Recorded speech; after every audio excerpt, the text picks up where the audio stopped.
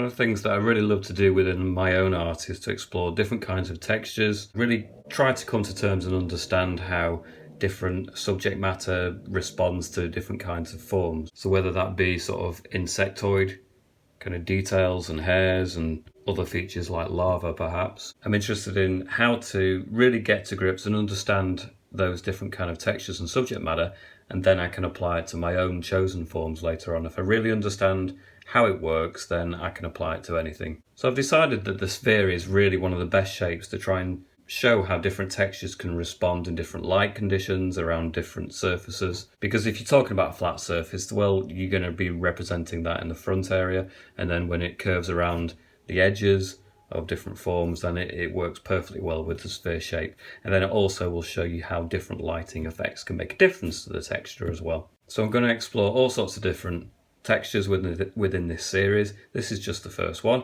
If you have any suggestions of different kind of textures you'd like me to explore on video, then please leave your suggestions down in the comments.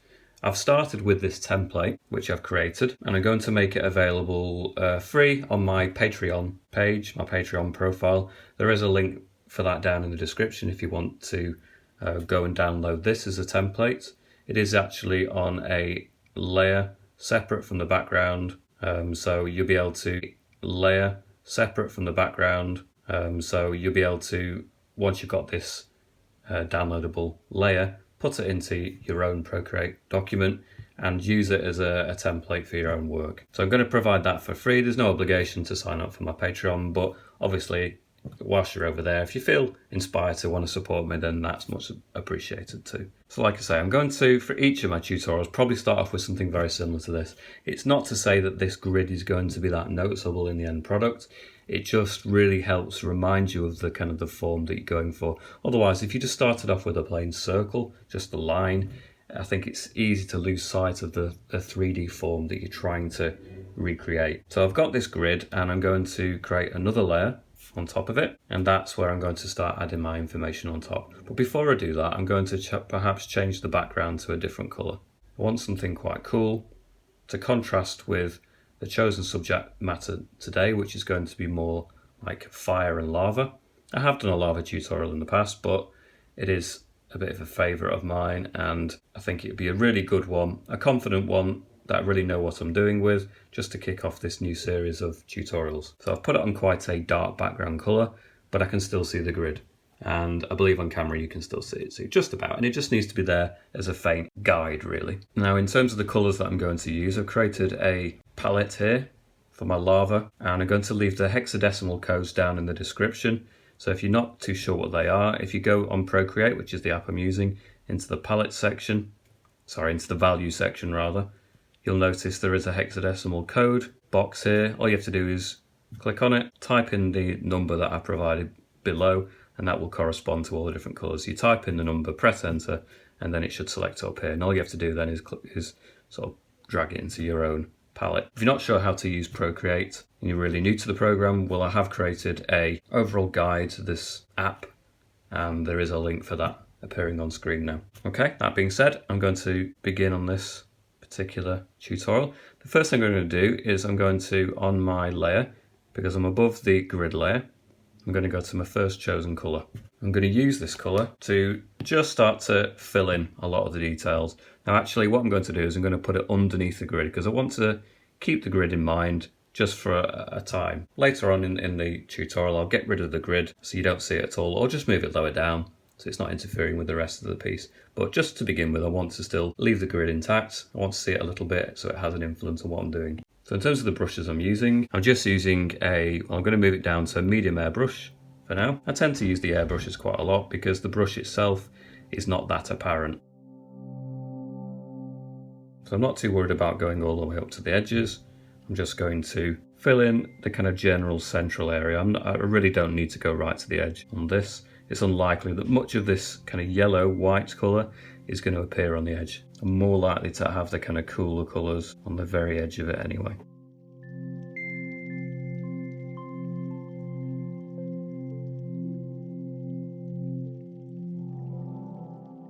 Okay, if I go onto my layers again, I'm not going to create a new layer just yet, but I am going to move on to the next colour. So this next colour is a much stronger yellow, and I'm going to use this now just to start to experiment with some of the shapes that would be interfering with that light source. So I'm going to have a general sense that some of the movements are going to be roughly following the shape of the curve, but they're not going to follow the grid necessarily. So what I mean by that is if I'm going to get like a splitting of shapes, for example, they may be more spaced apart in the center, but as they go towards the edge, maybe I'm going to have more of a close together selection of different broken forms. So I might do a few lines of yellow that are closer together around the edge, and then as it gets to the center, perhaps they're less broken. I don't know, I'm just going to build it up for now. Either way, I started with the lightest yellow, practically white, and now I'm going over it with a stronger yellow. At this particular stage, I'm not too concerned about the finish. I'm just starting to close some of the light down, and that's going to be a really important sort of part of the process really. We've got light in there, but the light is only really going to work, it's only going to appear bright by contrast to the darker colours that we go on to add. So I may well come back to the yellow and add it in more in areas, but I am going to add another layer this time. I'm going to move on to my orange colour. This time I'm going to perhaps turn the opacity down a little bit. So now I'll get sort of variations of orange. I'll get some bits that are strong if I go over them, but then other areas perhaps where it's less strong. Now what I'm doing, if you'll notice, is I'm not putting orange immediately into the kind of whitest areas. I'm going to put the orange mainly in the yellow areas. So what you'll find is that the yellow is fine to go wherever it wants, but then as you darken up the colours, they will only tend to go within the confines of the colour previous to it. So you've got the white, then the yellow, and then the orange is only contained within the yellow, and then the next colour, red, will be contained within the orange, and the next colour, the cooler colours, the kind of blacks, will be contained within the red, and so on. I've definitely got too much of the white yellow still on this piece, so I'm going to have to eliminate quite a large chunk of that, I think. So again, I'm not following the grid, but I think it's going to have an influence on the choice and direction of some of the marks that are being made. So sometimes I might just follow the line in areas, even if I'm not as such, abiding by the grid. Because even now, if I remove the grid, I think it's looking more spherical than perhaps it would have been at this stage. So I'm going to go around the edges now with this orange. I'm going to get rid of any of the white yellow from the edges.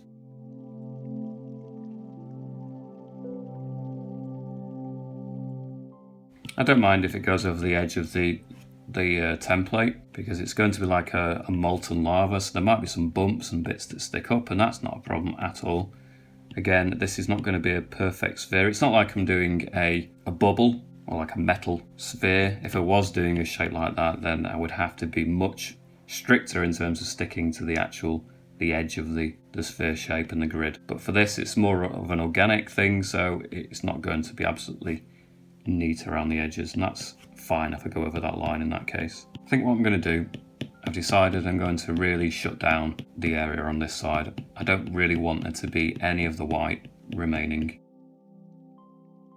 I'm going to go back to my yellow layer, and just so this makes sense, I'm going to add more of the yellow in there. I can always go back and just add in a hint of the whitest yellow as highlights as I choose later on. Now, I'm going to choose another layer. I'm going to put this on top of the two other colours. Again, the grid is still above everything else, so I'm on the layer underneath the grid, and I'm going to go to my next colour, which is not quite the strongest red, but it's a very reddy orange, and I'm going to start using that now. And now this is the point where I'm going to start getting into a bit more of the kinds of details that I'm after. There's still going to be a few more layers on this yet, so I don't need to be too precious about it, but I am going to start making some more important decisions about the general kind of contours of the textures.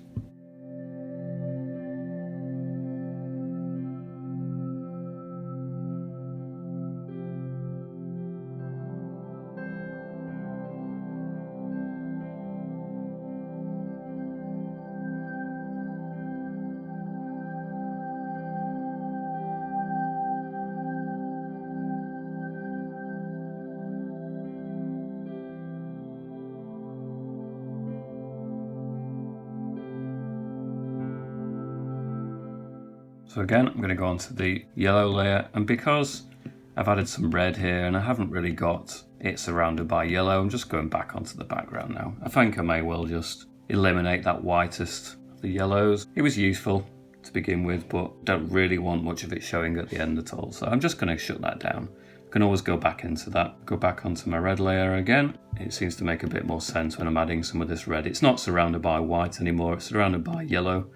So it looks more natural. I'm going to create a sense of some more broken texture at this point. So I'm turning the brush size down. Again, it's still on the medium airbrush, and I'm going to start just giving a suggestion of more broken swirls, maybe some lines that work next to each other.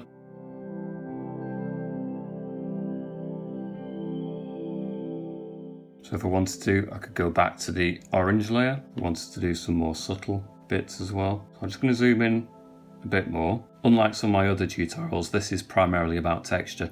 So zooming in is going to be a bit more important. On some of my other ones where I'm doing with landscapes, it's more important really to show you the overall effect of the composition. But this is predominantly going to be about the detail, and it's going to be about the texture. So I'm quite happy to zoom in to a certain extent for some of those details.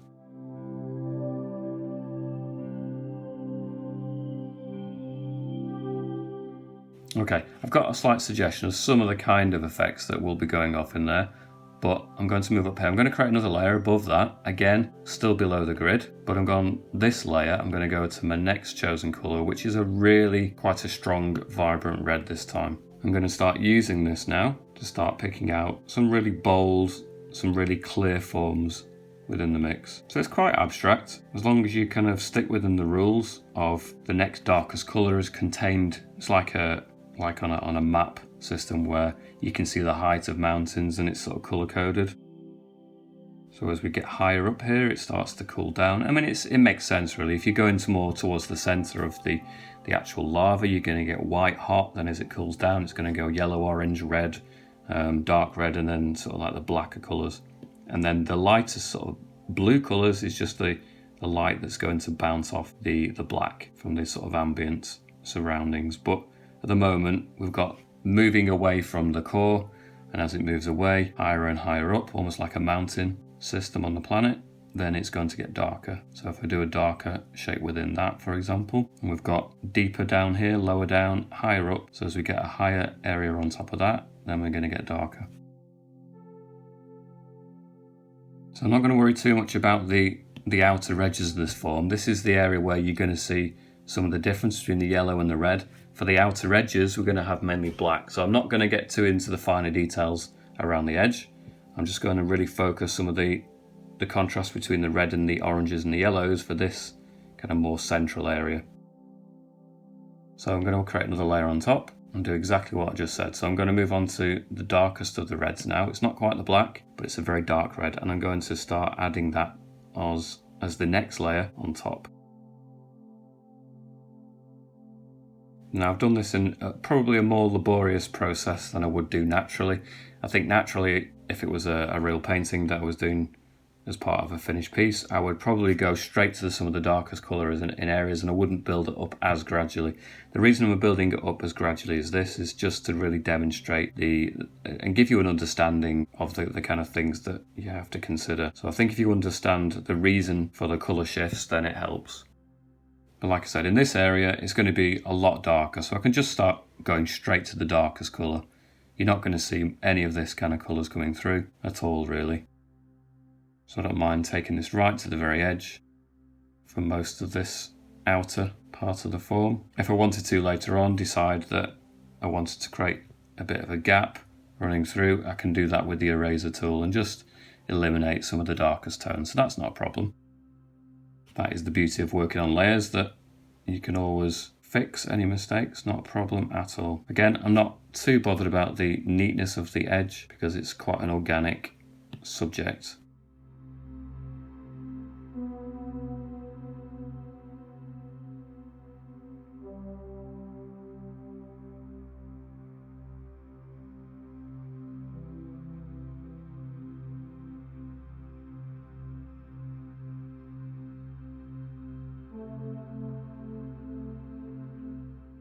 So again, when I get towards the edges, I might have a bit of shapes that kind of get closer together, maybe towards the center, they can become more separated. So I might have a section of the darkest forms where they're all close together along the edge here, and then as they get towards the center, they split apart a bit more, not as close together at all.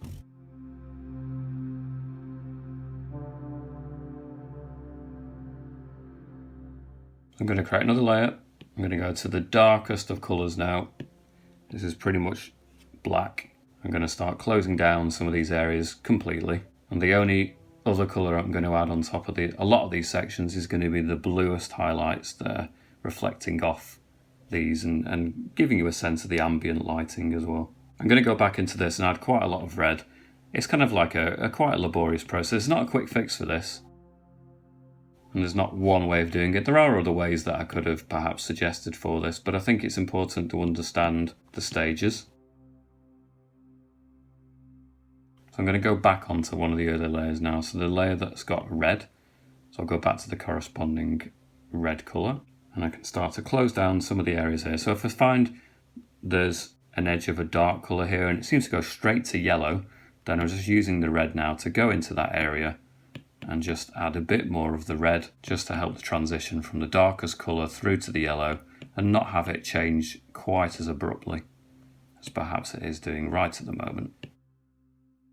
Again, it's all part of the closing down the kind of light in the image step by step. We can probably at this point, in fact, get rid of the grid. It's helped so far, but it isn't really necessary anymore, so we'll get rid of it. And perhaps you could do it without the grid.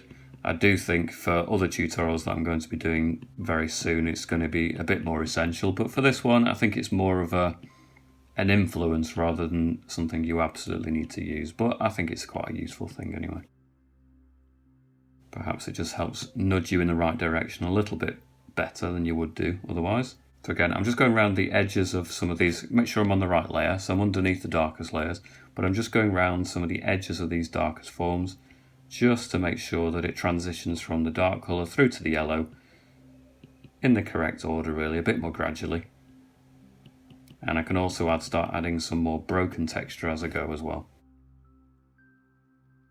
So this entire tutorial is not about the overall form, because the form is quite a straightforward sphere.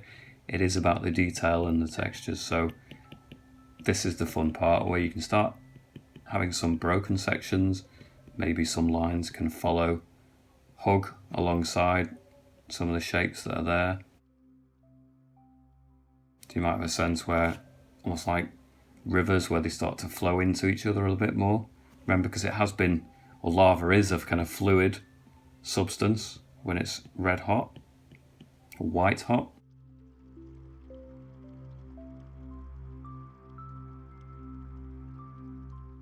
I'm going to go to the layer underneath and do the same thing, but with the lighter of the yellows now.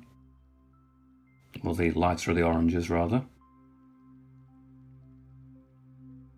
So I'm using a combination of pencil pressure, opacity, and the types of colour here to use all three in combination, just to create the transitions here.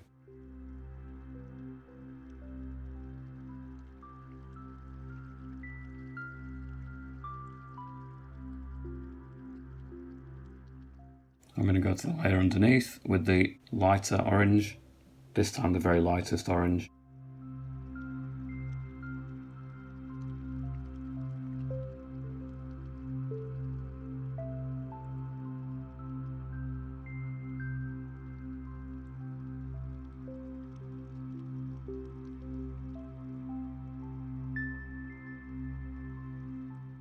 Okay, I will come back to that and start to refine that a little bit more later on. But I feel I kind of want to push on a little bit to the other layers, so I'm going to go up to the top, create another layer, put it above all the others, and this time I'm going to move to my other colour range, which is down here, and this is mainly for the light that's bouncing off the surface of the coolest areas. So maybe turn the opacity up, turn the size of the brush up a little bit, and I'm going to start applying this in quite textured, quite as points really, as blobs. And I'm imagining the light coming from up here. So I could, in fact, just go all the way around the edge somewhat and soften this edge in areas. Not at every point, but there's certainly going to be some leading edges there that catch the light the most strongly. Remember, this is not the lightest of the blue colours, or the grey colours, so I'm going to use more and brighter colours at certain points, but again, I don't want it to be too dead looking, so I'm going to turn the opacity up, turn the size down. I want to have a few more kind of textures going on here as well.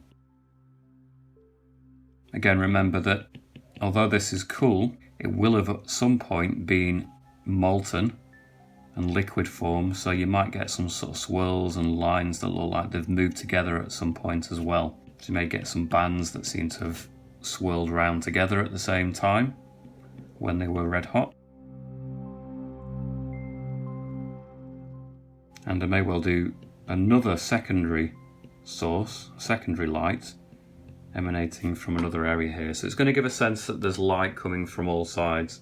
I think if it was just coming from one edge, it wouldn't give you the sense that there's a 3D-ness to it. So I think the strongest light source is going to be from this edge, but there's going to be also a hint of light coming from the bottom edge as well. But they're both important.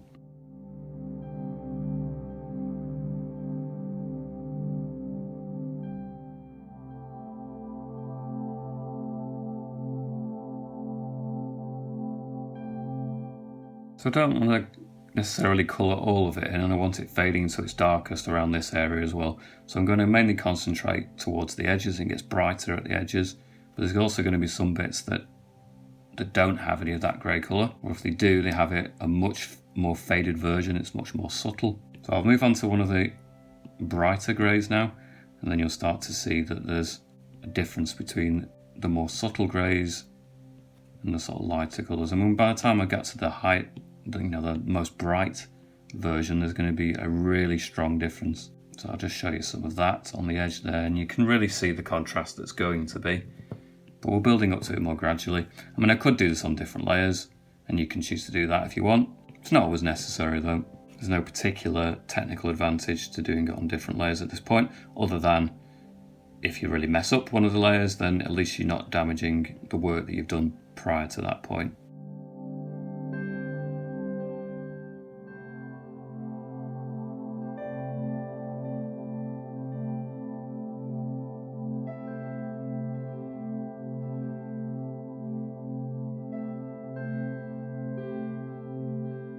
So again, I'm just going to keep moving up the brightness of those grey colours. I really want to create a concentration of some of the brightest colours here on this top edge.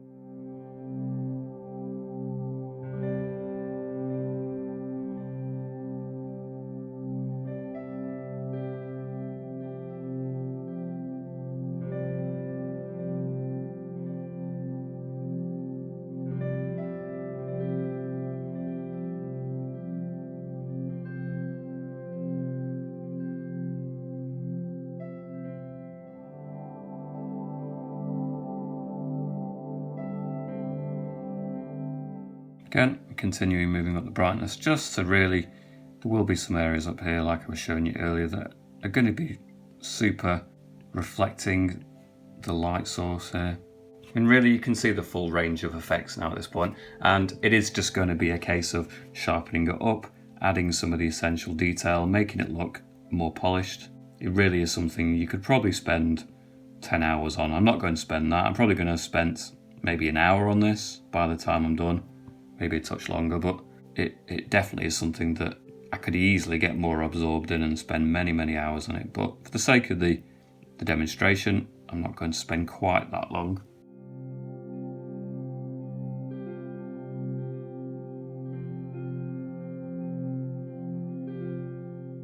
I'll move to the brightest of the colours. Just use that a little bit more sparingly perhaps. So I know that the light source coming from here, so maybe there's just like the leading edge that's going to have the brightest version of that. So I'm going to go back to some of the more subtle greys now and just start to really bring the things together a bit more.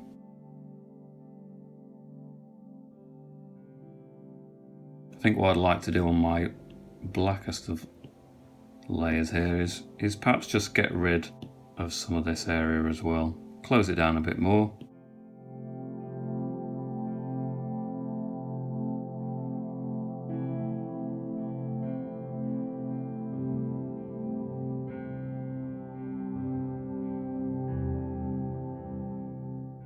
So again, I'm going back through the layers, just shutting down some of this light. I really want to exaggerate the highlights, and the only way of doing that is creating the dark contrast. So too much of it loses its impact. So I'm just going through some of the layers, adding a bit more of the reds and the oranges where it feels necessary.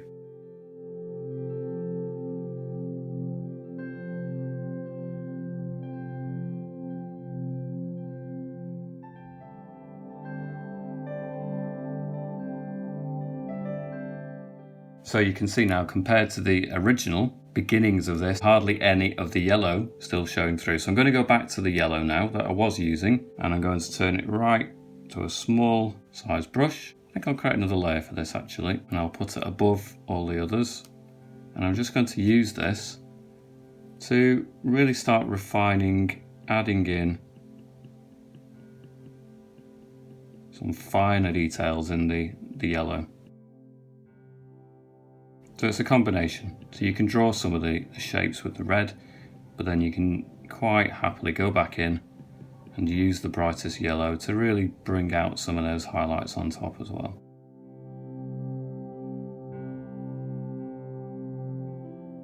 You can even go to the whitest of colours and really zoom in there and get some of that brightest white in there as well. Like I said, there's no end of detail and depth to this.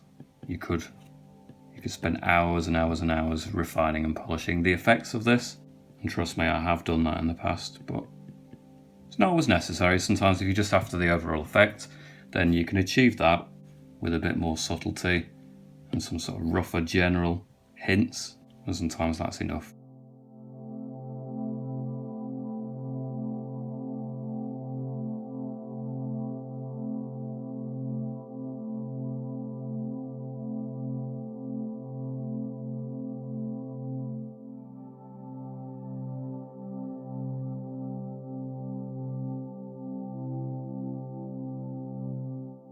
So I might just have a few sort of dots of the yellow in certain areas, just to suggest there's sort of a breakthrough of light.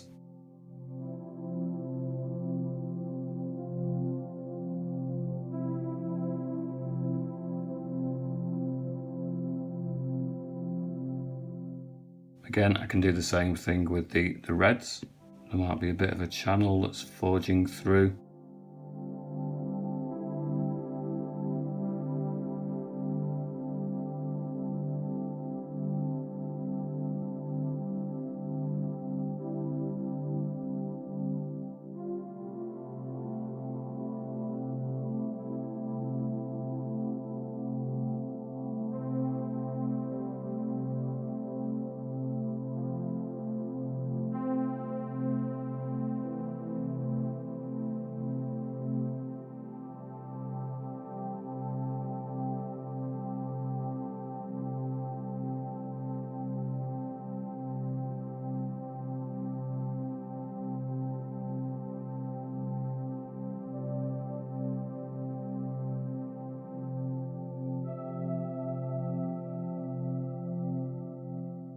So again, I'm just applying all the same principles. I'm doing a few more broken textures now.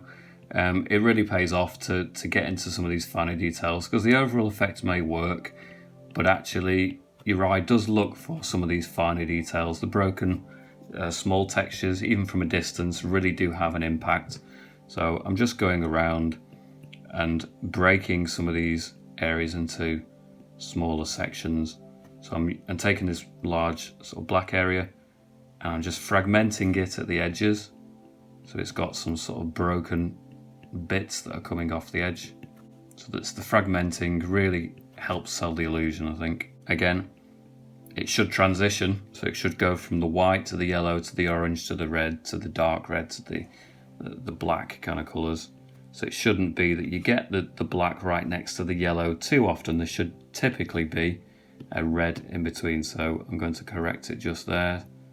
Occasionally, you may get an exception to that rule, but as a general rule, it will definitely aid you and assist you to think of it in those terms.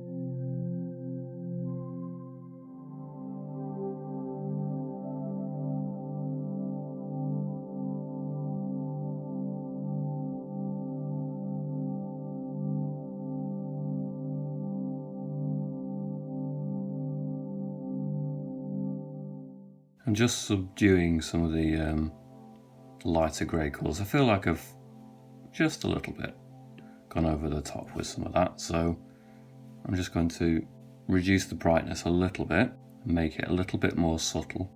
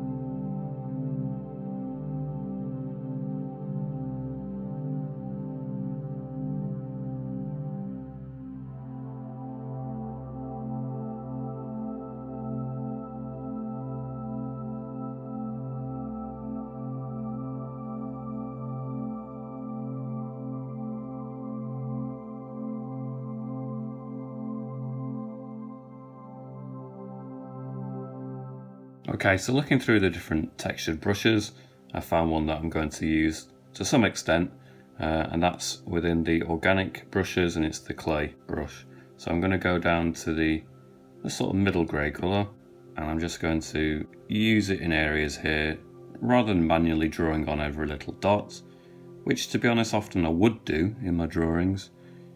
I quite like spending the time doing it precisely exactly how I'd like to do it. But for the sake of the tutorial, I'm trying to show you how to perhaps most efficiently achieve a result, so this is definitely a bit of a shortcut.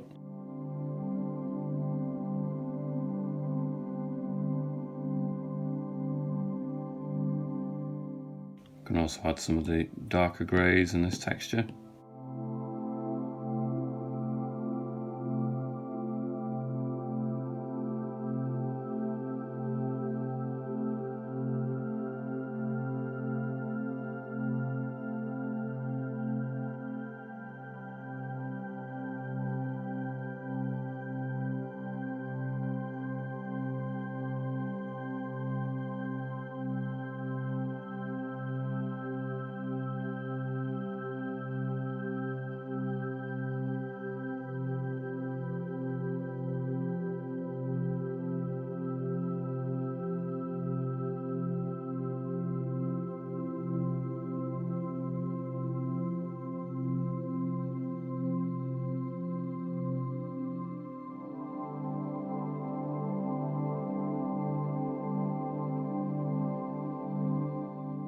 Okay, I'm going to leave it there for today. I could go on for hours and hours with this. I do tend to get a little bit obsessive with details, but in terms of the overall effect, I think the effect has been achieved. I'm going to create a playlist for all my other kind of textured spheres tutorials, and if there's any more, there'll be a link for that in the corner. I'd like to say a massive thank you to those people that supported me over at my Patreon page. Honestly, it makes a huge difference. It really motivates me. If you want to know any more about that, there is a link down in the description. Otherwise, please could you share this with your friends? Make sure you press the bell button next to the subscribe button. And also please do leave me some suggestions for other kind of textures that you'd like to see me do as a tutorial. Otherwise, I'll catch you back here again. Thanks for watching.